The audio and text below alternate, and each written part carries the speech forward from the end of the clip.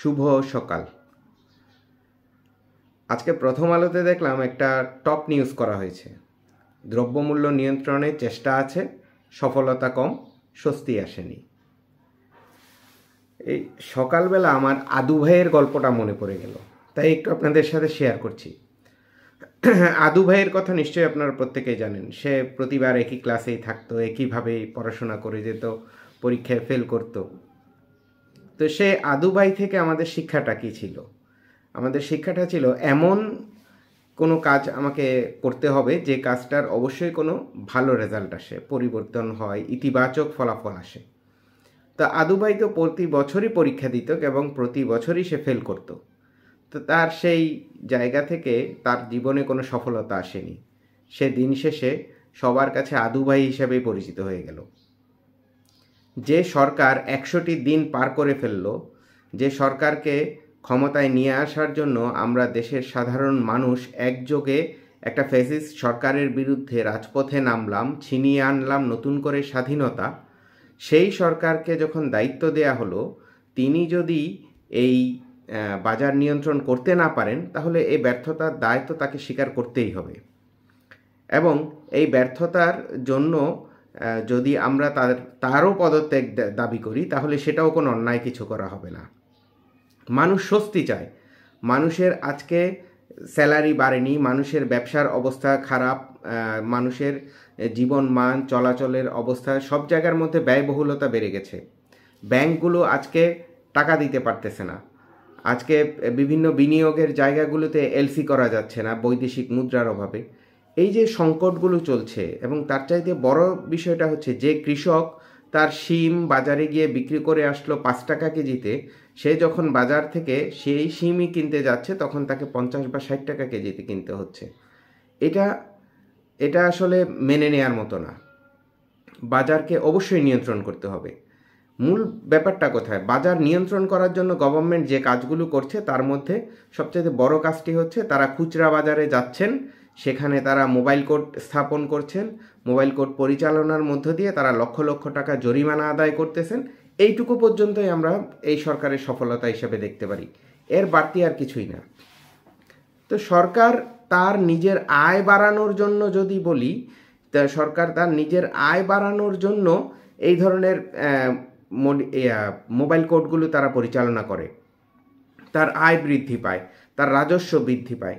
তো সরকার যদি বলি যে সরকার আসলে চায় যে বাজারে অস্থিতিশীলতা থাকুক, ফলে সে মোবাইল কোড নামাবে, তার রাজস্ব বৃদ্ধি করবে, এইভাবে ভাবলেও তো আমরা সাধারণ জনগণ ভাবলেও তো অন্যায়ভাবে কিছু ভাবা হবে না। তো আমার বক্তব্যটা হচ্ছে, যেখান থেকে আসলে বাজারটাকে নিয়ন্ত্রণ করা হয় সেই সিন্ডিকেটটাকে কেন ভাঙতে পারতেছে না? সিন্ডিকেট কিন্তু কোনো কৃষক করে না, সিন্ডিকেট কিন্তু কোনো ভোক্তার কাছে নাই। কৃষক এবং ভোক্তার মধ্যে কোনো ধরনের সিন্ডিকেট না থাকার কারণে এই মাঝখানে যে মধ্যস্বত্বভোগীরা তৈরি হয়েছে, এই মধ্যস্বত্বভোগীরাই আজকে বাজারটাকে নষ্ট করে দিচ্ছে। আজকে গ্রাহককে অস্থিতিশীল একটা মানসিক অবস্থার মধ্যে ফেলে দিয়েছে, কৃষককে আজকে হতাশার জায়গার মধ্যে ফেলে দিয়েছে। গ্রামগুলিতে গিয়ে তাকিয়ে দেখেন, কোনো কৃষক তার সন্তানকে আর কৃষিকাজের জন্য তৈরি করতে চাচ্ছে না। কোনো বিনিয়োগকারী তার সন্তানকে ব্যবসায়ী হিসেবে দেখতে চাচ্ছে না। আবার কোনো চাকুরিজীবী তার সন্তানকে চাকুরিজীবী হিসেবে দেখতে চাচ্ছে না। প্রত্যেকেই যার যার অবস্থান থেকে পরিবর্তন করতে চাচ্ছে। কারণ একটাই, নিজের জায়গাটার মধ্যে তারা কেউ আর এখন স্বস্তিতে নাই। স্বস্তিতে না থাকার সবচেয়ে বড় কারণ তার ইনকাম সোর্স।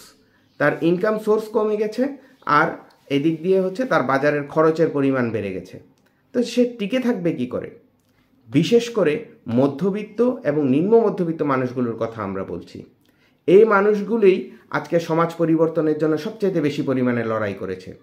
আজকে যারা শহীদ হয়েছে তাদের পারিবারিক অবস্থা দেখেন, আজকে যারা আহত অবস্থায় রয়েছে তাদের পারিবারিক অবস্থা দেখেন। প্রত্যেকেই যার যার অবস্থান থেকে মধ্যবিত্ত কিংবা নিম্ন মধ্যবিত্ত পরিবার থেকে এসেছে। তাহলে এই মধ্যবিত্ত এবং নিম্ন মধ্যবিত্ত মানুষগুলোকে এবং দরিদ্র শোষিত নিপীড়িত মানুষগুলোকে পরিবর্তন করার জন্য বা তাদের আয় উন্নতি বৃদ্ধি করার জন্য, তাদের ক্রয় ক্ষমতা বাড়ানোর জন্য আজকে সরকারকে কাজ করতে হবে। সরকারকে কাজ করতে হবে মাঝখানের যে মধ্যস্বত্বভোগীরা আছে, এই মাঝখানের মধ্যস্বত্বভোগীর সংখ্যা কমিয়ে আনতে। যে পাইকার গ্রামের কৃষকের কাছ থেকে তার ফসল কিনে গ্রামের হাটে এনে বিক্রি করে এবং গ্রামের হাটের যে পাইকার ঢাকা শহরের কাউরান বাজারের পাইকারের কাছে বিক্রি করে, এই দুই বিক্রিকারীর যে প্রফিটের পরিমাণ, এই পরিমাণটা নিয়ে যদি আপনারা কাজ না করেন তাহলে আপনি বাজারকে নিয়ন্ত্রণ করতে পারবেন না। দিনের আলোতে, আমি স্পষ্ট করে বলতে চাই, দিনের আলোতে মোবাইল কোর্ট ব্যবস্থাপনা করার চাইতে রাতের অন্ধকারে যে পাইকারি ব্যবসা চলে সেখানে মোবাইল কোর্ট স্থাপন করেন। ওইখানে মোবাইল কোর্টটা আপনি স্থাপন করতে পারলেই শুধুমাত্র বাজারকে নিয়ন্ত্রণ করা হবে। প্রতিদিনের খুচরা বাজারে মোবাইল কোর্ট পরিচালনা করে কখনোই কোনো সফলতা আসবে না যদি আপনি পাইকারি বাজারের মধ্যে এই জিনিসটাকে নিয়ন্ত্রণ করতে না পারেন। পাইকারি বাজারে যারা সিন্ডিকেট করছে সেই সিন্ডিকেটটাকে ভাঙতে হলে আপনাকে রাতের আধারেই মোবাইল কোর্ট নিয়ে নামতে হবে। হতে পারে আপনার ডিউটি আওয়ার 9টা থেকে 5টা। আপনি সরকারের সাথে সেভাবেই কথা বলে নেন, আপনার বাহিনীকে সেভাবে প্রস্তুত করেন।